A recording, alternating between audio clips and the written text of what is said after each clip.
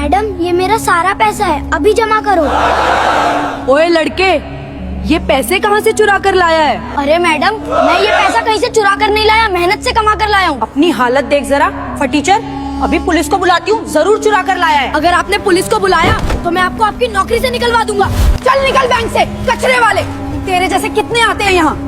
जब एक छोटे बच्चे के साथ बैंक कर्मचारियों ने की बदसलूकी तो किसी ने नहीं सोचा था कि यह बच्चा उसी बैंक के मालिक का खोया हुआ बेटा निकलेगा। इस अविश्वसनीय कहानी में छुपा है कर्म का ऐसा खेल जिसे सुनकर आपकी आंखें भर आएंगी। दादी माँ की आंखों में आंसू थे जब वे 10 साल के अंकित को गले लगा रही थीं। बच्चा रो रहा था और कह रहा था कि वह अब कभी बैंक नहीं जाएगा। दादी, वे लोग मुझे फिर मारेंगे, अंकित ने हिचकियों के साथ कहा। दादी माँ का दिल टूट गया। वे समझ नहीं पा रही थीं कि एक छोटे बच्चे के साथ ऐसा व्यवहार कैसे हो सकता है। बैंक में जो कुछ हुआ था वह उनकी कल्पना से भी बुरा था। सब कुछ उस सुबह शुरू हुआ था जब दादी माँ और अंकित कुछ पैसे जमा करने के लिए बैंक गए थे। अंकित केवल दादी माँ के साथ बैंक गया था, लेकिन वहाँ जो अपमान हुआ वह किसी भी बच्चे के लिए सहन करना मुश्किल था। काउंटर पर बैठी 2 महिला कर्मचारियों ने अंकित को देखकर ऐसे व्यवहार किया था जैसे वह कोई चोर हो। अरे देखो, ये गंदा बच्चा यहाँ क्यों आया है?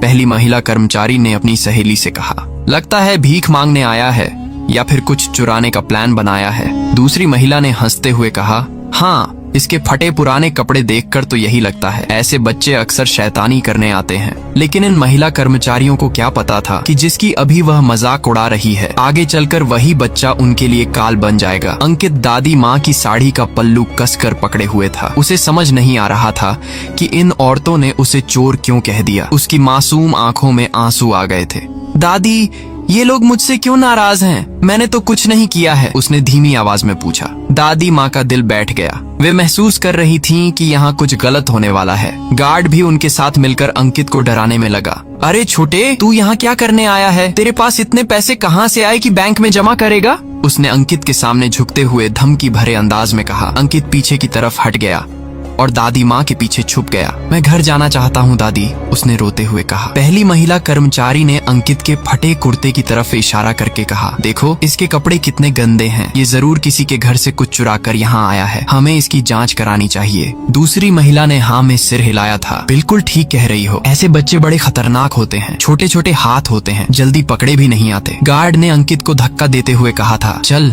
हट यहाँ से। तू अपने गंदे कपड़ों के साथ हमारे साफ सुथरे बैंक की बेइज्जती कर रहा है। यहाँ अमीर लोग आते हैं, तेरे जैसे गरीब बच्चों के लिए जगह नहीं है। अंकित गिरते गिरते बचा था और जोर से रोने लगा। अब वह बहुत डर गया था। पूरे बैंक में मौजूद लोगों ने यह सब देखा था, लेकिन किसी ने आवाज नहीं उठाई थी। अंकित के फटे कपड़े और सामान्य दिखावट को देखकर सभी ने मान लिया था कि यह गरीब बच्चा यहाँ कोई गड़बड़ करने आया है। कुछ लोग हंस भी रहे थे जैसे ये कोई तमाशा हो। दादी माँ ने हिम्मत करके अपना पुराना बटुआ निकाला जिसमें कुछ नोट थे। साहब, हमारे पास पैसे हैं, देखिए, हमें जमा करने हैं, उन्होंने कहा था। लेकिन पहली महिला कर्मचारी ने बटुए को देखकर हंसते हुए कहा, अरे ये क्या है? इतने कम पैसे लेकर यहाँ आई हो? इतने में तो हमारी फीस भी नहीं होगी। दूसरी महिला भी हंसने लगी। हाँ, और यह पैसे भी पता नहीं कहाँ से चुरा कर लाए हैं। इसी समय एक कोने में बैठे व्यक्ति ने अपना मोबाइल निकाला। वह राजेश कुमार था, एक स्थानीय पत्रकार जो बैंक में अपने कुछ व्यक्तिगत काम से आया था। उसे लगा कि यह घटना गलत है और इसे रिकॉर्ड करना चाहिए। वह चुपचाप पूरी घटना रिकॉर्ड कर रहा था। अंकित को प्यास लगी।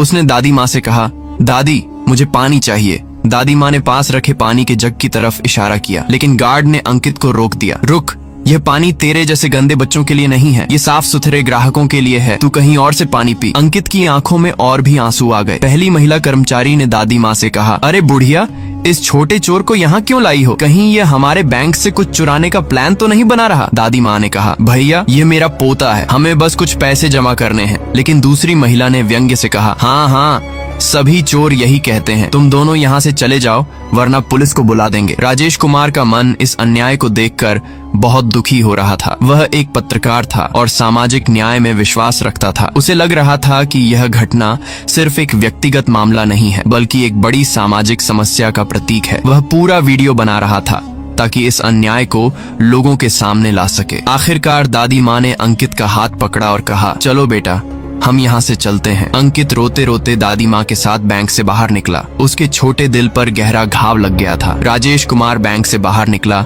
और दादी माँ तथा अंकित के पास गया। आंटी जी, मैं राजेश कुमार हूँ, एक पत्रकार। अंदर जो कुछ हुआ है वह बहुत गलत है। क्या मैं आपसे इस बारे में बात कर सकता हूँ? राजेश ने विनम्रता से पूछा। दादी माँ ने उसे देखा। उनकी आंखों में अभी भी आंसू थे। बेटा, हमने कुछ गलत नहीं किया था, हम सिर्फ कुछ पैसे जमा करने आए थे, उन्होंने कहा। राजेश कुमार ने पूछा, आंटी जी, क्या मैं शाम को आपके घर आकर इस पूरी घटना के बारे में विस्तार से जान सकता हूँ? मुझे लगता है कि लोगों को इस अन्याय के बारे में जानना चाहिए। दादी माँ ने सोचा कि शायद ये व्यक्ति उनकी मदद कर सकता है। उन्होंने राजेश को अपने घर का पता दे दिया। शाम को राजेश कुमार अपने कैमरे और रिकॉर्डिंग उपकरण के साथ दादी माँ के छोटे से घर पहुंचा। घर देखकर राजेश का दिल और भी भारी हो गया। ये एक छोटी सी झुग्गी थी जहाँ बुनियादी सुविधाएं भी ठीक से नहीं थीं। अंकित अभी भी उदास था और कोने में चुपचाप बैठा था। राजेश ने बहुत प्यार से उससे बात करने की कोशिश की। अंकित बेटा, आज बैंक में क्या हुआ था, तुम्हें कैसा लगा? राजेश ने पूछा। अंकित ने रोते हुए कहा, अंकल, वे लोग मुझे चोर कह रहे थे, उन्होंने मुझे धक्का भी दिया,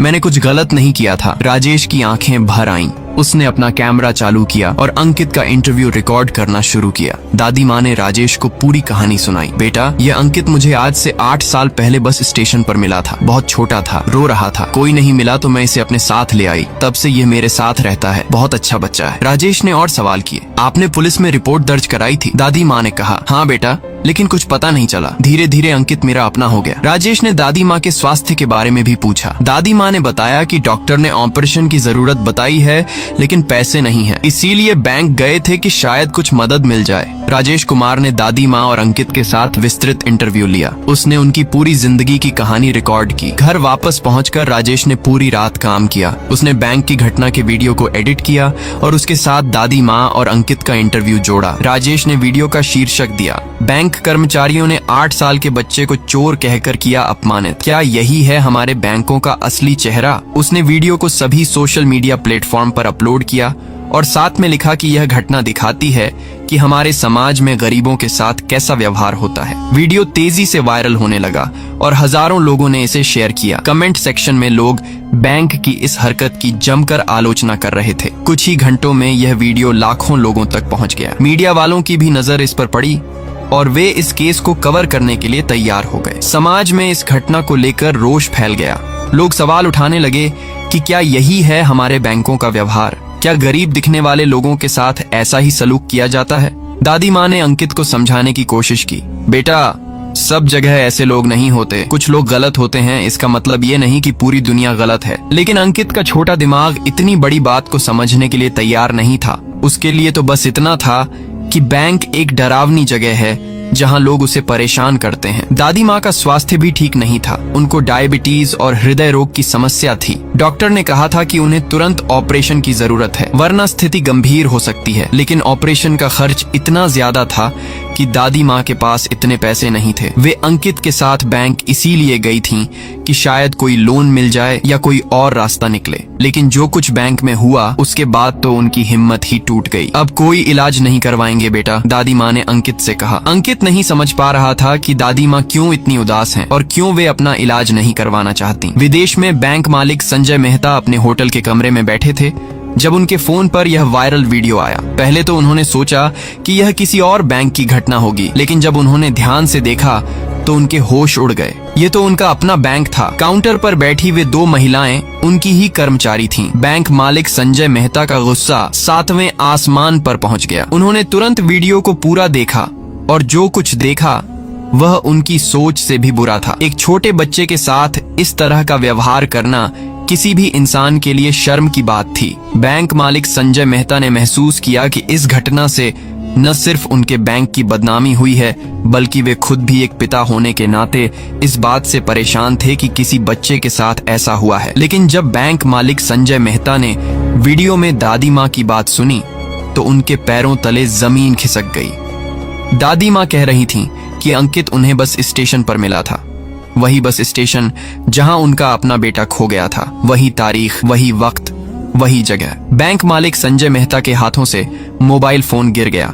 उनकी आंखें भर आईं और दिल की धड़कन तेज हो गई। पिछले कई सालों से वे अपने खोए हुए बेटे को खोज रहे थे। पुलिस, प्राइवेट डिटेक्टिव, मीडिया, सबकी मदद ली थी, लेकिन कोई सुराग नहीं मिला था। उन्होंने हर जगह ढूंढा था, हर संभावना पर गौर किया था, लेकिन कुछ भी नहीं मिला था। और आज अचानक इस वीडियो में उन्हें लगा कि शायद यह वही बच्चा हो सकता है। बैंक मालिक संजय मेहता ने बिना एक पल गंवाए अपने सबसे करीबी दोस्त मैनेजर सुरेश वर्मा को फोन किया। मैनेजर सुरेश वर्मा उस वक्त बैंक में ही काम कर रहे थे। फोन आते ही बैंक मालिक संजय मेहता की आवाज में जो बेचैनी थी, वह मैनेजर सुरेश वर्मा को साफ सुनाई दी। सुरेश, मैं तुम्हें एक एड्रेस भेज रहा हूँ, तुम फौरन वहाँ जाओ और पूरी स्थिति का जायजा लो, ये बहुत जरूरी है। मैनेजर सुरेश वर्मा ने अपने दोस्त की आवाज में जो तड़प सुनी, वह समझ गए कि मामला बेहद गंभीर है।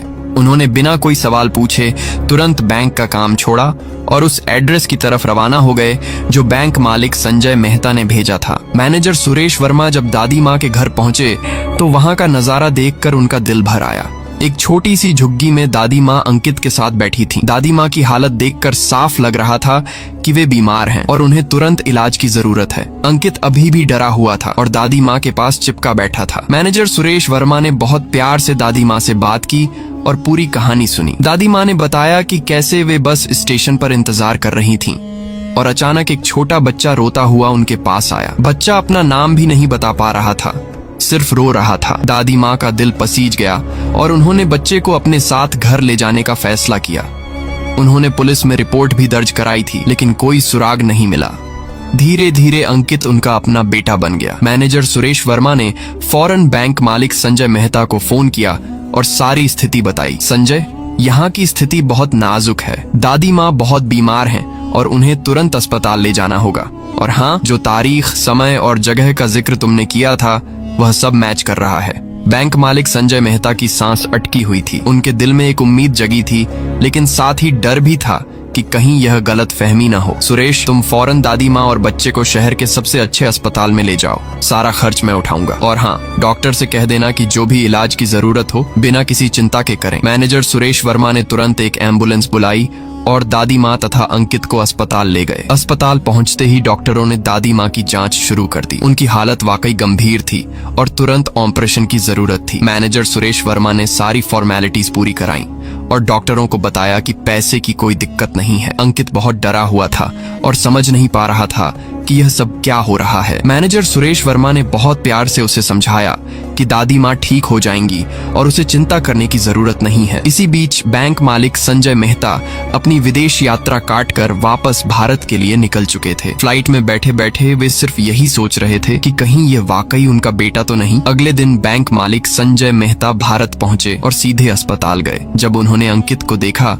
तो उनके आंसू रुक नहीं रहे थे। बच्चे के चेहरे में उन्हें अपनी पत्नी की झलक दिख रही थी। वही आंखें, वही नाक नक्श, लेकिन वे अपने दिल की बात को दिमाग से कंफर्म करना चाहते थे। उन्होंने डॉक्टर से कहा कि डीएनए टेस्ट कराया जाए। डॉक्टर ने समझाया कि टेस्ट के रिजल्ट आने में कुछ दिन लगेंगे, लेकिन बैंक मालिक संजय मेहता अब इंतजार करने को तैयार थे। इन सालों में वे इतना इंतजार कर चुके थे कि कुछ दिन और सही। दादी माँ का ऑपरेशन सफल रहा और वे होश में आईं। जब उन्होंने अस्पताल के महंगे रूम और बेहतरीन सुविधाएं देखी तो वे हैरान रह गईं। मैनेजर सुरेश वर्मा ने उन्हें समझाया कि एक अच्छे इंसान ने उनके इलाज का खर्च उठाया है। इसी बीच बैंक में हंगामा मच गया था। वायरल वीडियो की वजह से मीडिया वाले बैंक के बाहर जमा हो गए थे। लोग सवाल पूछ रहे थे कि बैंक मैनेजमेंट का इस घटना पर क्या रुख है। वे दो महिला कर्मचारी और गार्ड जिन्होंने अंकित के साथ बदसलूकी की थी, वे अब डर रहे थे। उन्हें एहसास हो रहा था कि उनसे बहुत बड़ी गलती हुई है। बैंक के अन्य कर्मचारी भी परेशान थे क्योंकि इस घटना की वजह से पूरे बैंक की बदनामी हो रही थी। ग्राहक भी सवाल पूछ रहे थे कि क्या यही है बैंक का असली चेहरा। सोशल मीडिया पर हैशटैग ट्रेंड कर रहा था और लोग बैंक का बॉयकॉट करने की बात कर रहे थे। स्थानीय प्रशासन भी इस मामले में दखल देने की तैयारी कर रहा था। कुछ दिन बाद डीएनए टेस्ट के रिजल्ट आ गए। जब डॉक्टर ने रिपोर्ट बैंक मालिक संजय मेहता को दी तो उनके हाथ कांप रहे थे। रिपोर्ट खोलते ही उनकी आंखों से आंसुओं की धारा छूट गई। अंकित वाकई उनका अपना बेटा था। सालों का इंतजार आज खत्म हो गया था। बैंक मालिक संजय मेहता ने अंकित को गले लगाया और बहुत देर तक रोते रहे। अंकित समझ नहीं पा रहा था कि यह अंकल क्यों रो रहे हैं, लेकिन उसे लग रहा था कि ये अच्छे लोग हैं क्योंकि दादी माँ का इलाज इन्होंने ही कराया था। दादी माँ जब यह सच जान गईं तो वे भी रो पड़ीं। उन्होंने कहा, मैं जानती थी कि यह कोई खास बच्चा है, इसके व्यवहार में कुछ अलग बात थी। बैंक मालिक संजय मेहता ने दादी माँ का हाथ पकड़ा और कहा, आपने मेरे बेटे की इतनी देखभाल की है, आप उसकी असली दादी माँ हैं। मैं आपका कैसे शुक्रिया अदा करूं? बैंक मालिक संजय मेहता ने फैसला किया कि अब वक्त आ गया है कि वे अपने बैंक के कर्मचारियों को एक सबक सिखाएं। उन्होंने अंकित से कहा, बेटा तुम्हें अपने बैंक जाना होगा। अंकित डर गया और बोला, नहीं पापा, वहाँ वे लोग मुझे फिर मारेंगे। बैंक मालिक संजय मेहता ने अंकित को समझाया, बेटा अब तुम अकेले नहीं हो, तुम्हारे पापा तुम्हारे साथ हैं और यह जो बैंक है यह हमारा अपना है। अंकित हैरान रह गया, उसे समझ नहीं आ रहा था कि जो बैंक में उसके साथ इतना बुरा व्यवहार हुआ था वह उसके पापा का कैसे हो सकता है। बैंक मालिक संजय मेहता ने अपने बेटे को पूरी सच्चाई बताई और समझाया कि कुछ गलत लोगों की वजह से यह सब हुआ था। अगले दिन बैंक मालिक संजय मेहता अंकित को लेकर बैंक गए। अंकित के हाथ में एक बड़ा बैग था जिसमें बहुत सारा पैसा था। यह वही पैसा था जो बैंक मालिक संजय मेहता ने अपने बेटे को दिया था ताकि वह उन कर्मचारियों को एक सबक सिखा सके। बैंक में जब लोगों ने अंकित को देखा तो सभी हैरान रह गए। ये वही बच्चा था जिसका वीडियो वायरल हुआ था। अंकित सीधे उसी काउंटर पर गया जहां वे दो महिलाएं बैठी थीं। उसने बैग खोला और सारा पैसा काउंटर पर फैला दिया। पूरा बैंक सन्नाटे में आ गया। अंकित ने उन महिलाओं से कहा, आपने कहा था कि मैं यहाँ चोरी करने आया हूँ और मेरी इतनी औकात नहीं है कि मैं यहाँ पैसा जमा कर सकूं। देखिए, मैं इतना सारा पैसा लेकर आया हूँ, अब इसे जमा कीजिए। वे दोनों महिलाएं और गार्ड का चेहरा सफेद हो गया था। वे समझ गए थे कि अब उनकी खैर नहीं। बैंक के अन्य कर्मचारी भी हैरानी से यह सब देख रहे थे। इसी वक्त बैंक मालिक संजय मेहता अंदर आए और सभी कर्मचारियों को इकट्ठा होने के लिए कहा। पूरा बैंक 1 मिनट में शांत हो गया।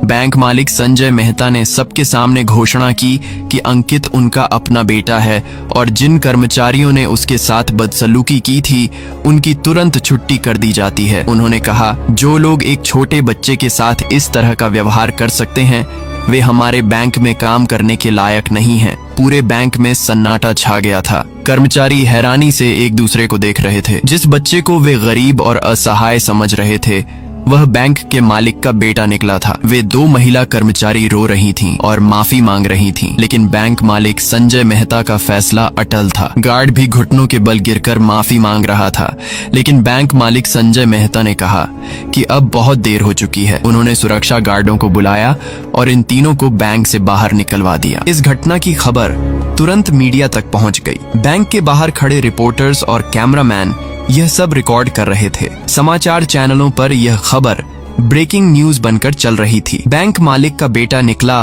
वायरल वीडियो का वह बच्चा जैसी हेडलाइंस न्यूज चैनलों पर चल रही थीं। सोशल मीडिया पर लोग इस अविश्वसनीय घटना पर कमेंट कर रहे थे। कुछ लोग कह रहे थे कि यह कर्म का फल है, जबकि अन्य इसे एक संयोग बता रहे थे। लेकिन सभी इस बात पर एकमत थे कि गलत काम का नतीजा बुरा ही होता है। मैनेजर सुरेश वर्मा भावुक हो गए थे। वे बैंक मालिक संजय मेहता के सबसे करीबी दोस्त थे और जानते थे कि अपने बेटे को खोने के बाद उन्होंने कैसे मुश्किल दिन काटे थे। बैंक मालिक संजय मेहता ने एक बड़े घर की व्यवस्था की जहां वे तीनों आराम से रह सकें। अंकित के लिए अच्छे स्कूल का इंतजाम किया गया और दादी माँ के इलाज के लिए घर में ही एक नर्स की व्यवस्था की गई। चैनल को लाइक, शेयर एंड सब्सक्राइब करो।